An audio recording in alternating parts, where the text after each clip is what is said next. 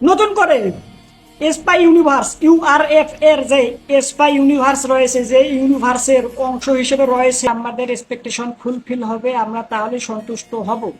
Overall এই ট্রেজারটা দেখে খুব বেশি একটা ভালো লাগলো না। তবে এখানে আবার মনে করেন যে ভিএফএক্স সিজিআই, আবার মনে করেন যেভাবে background music, overall good good, okay, average good. But একবারে যে মনে করেন চমকাই গেছি, ছিটকাই গেছি, মাথা মুথা খারাপ হয়ে গেছে, কি দেখলাম একদম মনে করেন উড়াই গেছি, ছিড়াই গেছি, এমনটা মনে হইলো না। মানে নর্মালি একটা ট্রেজার আর কি দেখলাম, এভারেজ লাগলো, এভারেজ। আর এখানে আলিয়া ভাটকে অ্যাকশন অবতারে দেখে অতটাও জমলো না, ওকে। আর এখানে ববি দেওয়ালের কথা কি বলবো, ববি দেওয়ালের রিসেন্টলি একটা সিনেমা রিলিজ হয়েছে, রকস্টার টাইপ অফ, এখানে অনুরাগ কাশ্যপ ডিরেকশন দিয়েছেন, ওকে।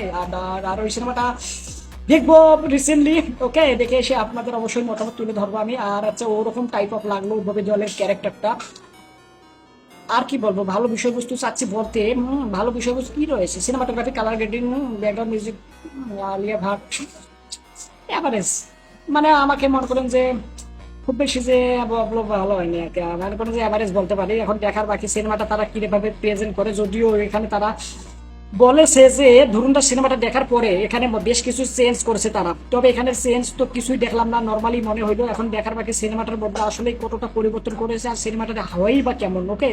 তো সিনেমাটা রিলিজ হলে পরে বোঝা যাবে। এখন ট্রেজারটা দেখে তো আমার একটি এক্সপেকটেশন তৈরি হইলো না, মনে করেন যে সিনেমাটা দেখার আগ্রহ হয়ে উঠলো না।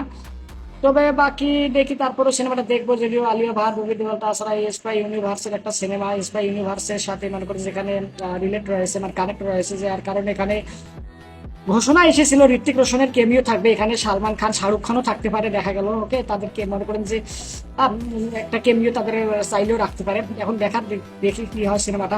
তো আপনারা এই আলফা সিনেমার ট্রেজারটা দেখে কি মনে হয়েছে অবশ্যই কমেন্ট করে জানাবেন। আর হচ্ছে লাইক দিন, এই ভিডিওটাতে শেয়ার করেন আপনার মা বাবা, ভাই বোন, আত্মীয় স্বজন, প্রতিবেশী, বন্ধু বান্ধবের কাছে। আর শেয়ার অবশ্যই করতে হবে সিনেমা লাভারদের কাছে, কারণ সিনেমা লাভাররা সিনেমাকে ভালোবাসে।